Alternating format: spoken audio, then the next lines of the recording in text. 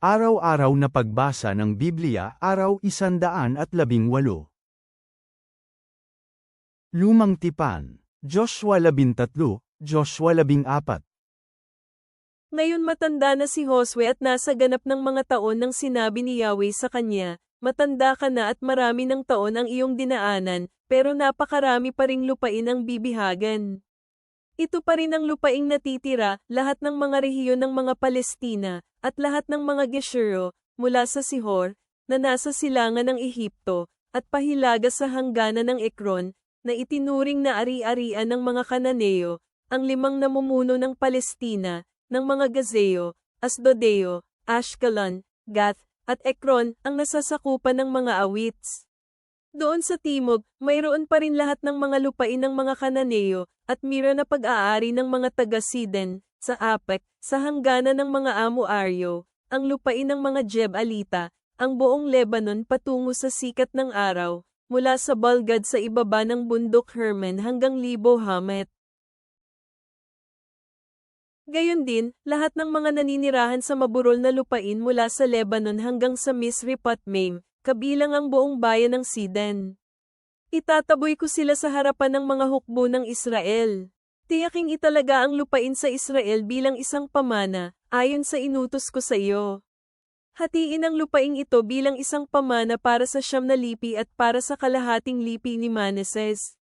Kasama ang ibang kalahating lipi ni Manases, ang mga Rubnita at ang mga Gadita ay nakatanggap ng kanilang mga mana na ibinigay ni Moises sa kanila sa bandang silangan ng Jordan, mula sa Aror, na nasa gilid ng bangin sa ilog Arnon, kabilang ang lungsod na nasa gitna ng bangin, sa lahat ng kapatagan ng Medeba hanggang sa Diban, lahat ng mga lungsod ng Sihon, hari ng mga Amoaryo, na namuno sa Hisbon, sa hangganan ng mga Amonita.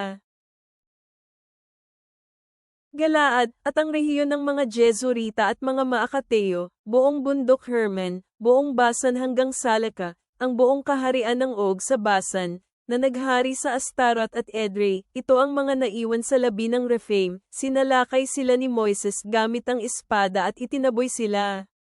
Pero hindi pinalayas ng bayan ng Israel ang mga Jezurita o ang mga Maakateo. Sa halip, nanirahan ng Gesher at Maakat sa Israel hanggang sa araw na ito. Ang lipi lamang ni Levi ang hindi binigyan ni Moises ng pamana. Ang mga handog kay Yahweh, ang Diyos ng Israel, gumawa sa pamamagitan ng apoy, ang kanilang pamana, tulad ng sinabi ng Diyos kay Moises. Binigyan ni Moises ng isang pamana ang lipi ni Ruben, angkan sa angkan. Ang kanilang nasasakupan ay mula sa Aror, sa gilid ng bangin ng ilog Arnon, at ang lungsod na nasa gitna ng lambak, at buong kapatagan sa Medeba. Tinanggap din ni Ruben ang Hisbon, at ang lahat ng mga lungsod nito na nasa kapatagan, Diban, at Bamothbal, at Bethbalmeon, at Jahaz, at Kedmo, at Mepat, at Kiriataim, at Sibma, at Zerechahar sa burol ng lambak. Tinanggap din ni Ruben ang Beth-peor, ang mga libis ng Pisga, Beth-jeshimo. Lahat ng mga lungsod ng kapatagan, at ang buong kaharian ni Sihon na hari ng mga Amoaryo, na naghari sa Hisbon, na magkasamang tinalo ni Moises kasama ang mga pinuno ng Midian, Evi, Rechem, Zur, Hur at Riba, ang mga prinsipe ni Sihon, na nanirahan sa lupain. Pinatay din ng bayan ng Israel si Balaam na anak na lalaki ni Beor gamit ang espada, na nagsanay sa paghula, kasama ang ibang pinatay nila. Ang hangganan ng lipi ni Ruben ay ang ilog Jordan, ito ang kanilang hangganan. Ito ang pamana ng lipi ni Ruben, ibinigay sa bawat mga angkan nila, kasama ng kanilang mga lungsod at mga nayon. Ito ang ibinigay ni Moises sa lipi ni Gad, angkan sa angkan, ang kanilang nasasakupan ay Jazer, lahat ng mga lungsod ng Galaad at kalahati ng lupa ng mga Amonita, hanggang Aror, na nasa silangan ng Raba. Mula sa Hisbon hanggang sa Ramath-Mispe at Betonim, mula sa Mahanaim hanggang sa nasasakupan ng Debir. Doon sa lambak, binigay sa kanila ni Moises ang Beth-Harem, Beth-Nimra, Suko, at Zapon, ang natitirang kaharian ni Sihon na hari ng Hisbon, kasama ang Jordan bilang isang hangganan, hanggang sa ibabang dulo ng dagat ng Sineret, pasilangan sa ibayo ng Jordan. Ito ang pamana ng lipi ni Gad, angkan sa angkan, kasama ang kanilang mga lungsod at mga nayon. Nagbigay ng pamana si Moises sa kalahating lipi ni Manases. Itinalaga ito sa kalahating lipi ng bayan ni Manases, ibinigay sa bawat mga lipi nila. Ang kanilang nasasakupan ay mula sa Mahanaim, buong Basan, buong kaharian ni Og hari ng Basan, at sa buong bayan ng Jer, na nasa Basan, 60 lungsod. Kalahati ng Galaad at Astarot at Edrei, ang mga maharlikang lungsod ng Og sa Basan. Ito ang mga itinalaga sa angkan ni Makhir na anak na lalaki ni Manases, kalahati ng bayan ni Makhir, na ibinigay sa bawat mga pamilya nila. Ito ang pamana na itinalaga ni Moises sa kanila sa mga kapatagan ng Moab, sa ibayo ng Jordan silangan ng Jericho. Hindi binigyan ni Moises ng pamana ang lipi ng Levi. Yahweh, ang Diyos ng Israel ang kanilang pamana, tulad ng sinabi niya sa kanila. Ito ang mga lugar ng lupain na tinanggap ng bayan ng Israel bilang kanilang mana sa lupain ng Canaan, na nakalaan para sa kanila ni Eleazar na pari, ni Josue na anak na lalaki ni Nun, at ng mga pinuno ng mga lipi ng mga pamilya ng kanilang mga ninuno sa loob ng bayan ng Israel.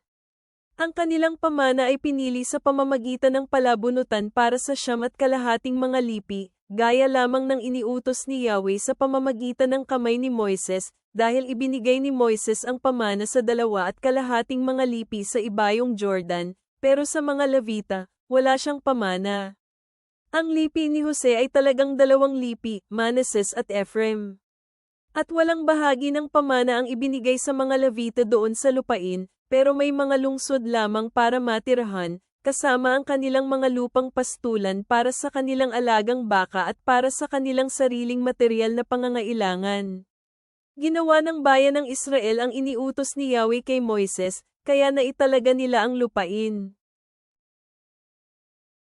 Pagkatapos nagpunta ang lipi ni Judah kay Josue sa Gilgal.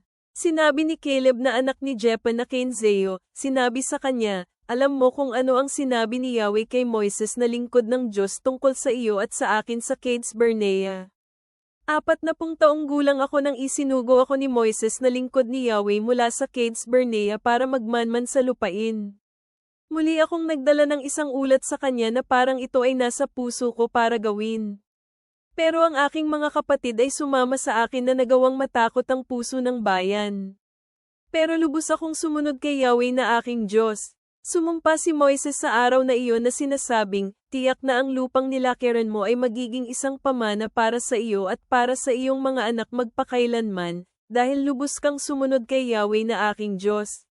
Ngayon, tingnan mo. Pinanatili akong buhay ni Yahweh nitong 45 taon, gaya ng kanyang sinabi, mula sa panahon ng sinabi ni Yahweh ang salitang ito kay Moises, habang naglalakad ang Israel sa ilang.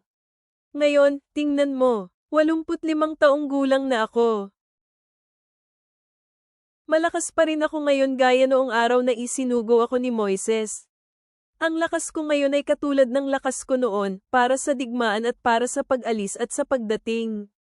Kaya ngayon ibigay mo sa akin ang maburol na bansang ito, na ipinangako sa akin ni Yahweh ng araw na iyon. Dahil narinig mo sa araw na iyon ang Anakam ay mayroong malalaking pinagtibay na mga lungsod. Maaaring si Yahweh ay magiging kasama ko at paalisan ko sila, gaya ng sinabi ni Yahweh. Pagkatapos pinagpala siya ni Josue at ibinigay ang Hebron bilang isang pamana kay Caleb na lalaking anak ni Jephunneh. Kaya naging pamana ang Hebron kay Caleb na lalaking anak ni Jephunneh na Senezeo hanggang sa araw na ito, dahil lubos siyang sumunod kay Yahweh, ang Diyos ng Israel. Ngayon, Kiriath Arba ang dating pangalan ng Hebron. Si Arba ang pinakadakilang lalaki sa mga Anakim. Pagkatapos nagkaroon ng kapahingahan ang lupain mula sa digmaan. Bagong Tipan, Luke 24:36-53.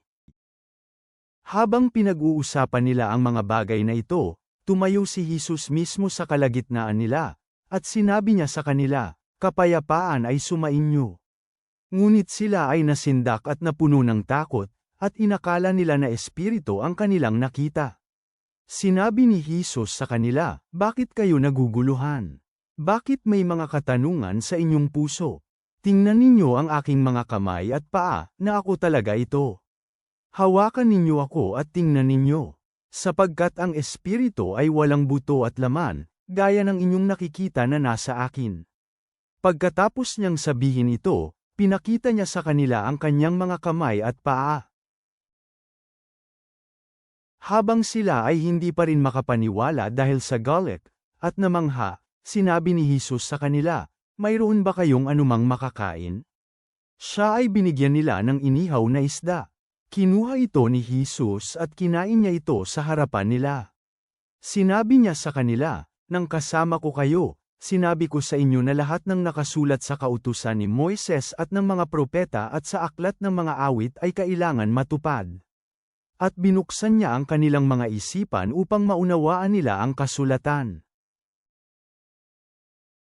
Sinabi niya sa kanila, nasusulat, na kailangang maghirap ang Kristo, at muling mabuhay mula sa patay sa ikatlong araw. At ang pagsisisi at pagpapatawad ng mga kasalanan ay dapat may pangaral sa kanyang pangalan sa lahat ng mga bansa, mula sa Jerusalem. Kayo ay mga saksi ng lahat ng ito. Tingnan ninyo, ay padadala ko sa inyo ang ipinangako ng aking Ama. Ngunit maghintay kayo sa lungsod, hanggang kayo ay mapagkalooban ng kapangyarihang mula sa taas. At inilabas sila ni Jesus hanggang malapit na sila sa Bethania. Itinaas niya ang kanyang mga kamay, at binasbasan sila. Nangyari na, habang sila ay binabasbasan niya, sila ay iniwan niya at siya ay dinala paakyat sa langit. Kaya siya ay sinamba nila, at bumalik sila sa Jerusalem nang may labis na kagalakan. Namalagi sila sa templo na nagpupuri sa Diyos. Mga awit, Psalm 52 is the 1-9. Bakit mo ipinagyayabang ang iyong panggugulo, ikaw malakas na lalaki? Ang katapatan ng Diyos sa tipan ay dumarating araw-araw. Nagbabalak ang iyong dila tulad ng matalim na labahan na mapandayang gumagawa. Minamahal mo ang kasamaan kaysa sa kabutihan at kasinungalingan kaysa sa pagsasabi ng katuwiran. Salamahal mo ang lahat ng mga salitang sumisira sa iba, ikaw naman darayang dila. Kaya wawasakin ka rin ng Diyos magpakailanman, siya ang mag-aalis sa iyo at hahatakin kang palabas sa iyong tolda at bubunutin ka mula sa lupain ng mga nabubuhay. Sala. Ang matuwid ay makikita rin ito at matatakot, tatawanan siya nila at sasabihing, tingnan mo, ito ang taong hindi ang Diyos ang ginawang kalakasan pero nagtiwala sa kasaganahan ng kanyang kayamanan at pinatunayan ang kanyang sarili sa kasamaang kanyang ginagawa. Pero para sa akin, katulad ko ang isang berdeng punong olibo sa tahanan ng Diyos, ako ay magtitiwala sa katapatan ng Diyos sa tipan magpakailan paman. Ako ay magbibigay pasasalamat, O Diyos, magpakailanman dahil sa mga bagay na iyong ginawa. Umaasa ako sa iyong pangalan, dahil ito ay mabuti sa harapan ng mga matatapat. Ama naming nasa langit, kami ay lumalapit sa iyo nang may pasasalamat sa pamana na iyong ipinangako sa amin, tulad ng iyong ginabay si Josue at ang mga Israelita tungo sa lupain na iyong inihanda para sa kanila. Tulungan mo kaming yakapin ang iyong presensya sa aming buhay, tulad ng pagpapakita ni Kristo sa kanyang mga alagad, na nagbibigay sa amin ng kapayapaan at layunin. Naway tulad ng Psalmista, makilala namin ang iyong matibay na pag-ibig at proteksyon, na inililihis ang aming mga puso mula sa panlilinlang tungo sa iyong katotohanan. Palakasin ang aming pananampalataya upang magtiwala sa iyong mga pangako, sa pagkaalam na ikaw ay laging kasama namin. Kami ay nagtitiwala sa iyong mga pangako, Amen.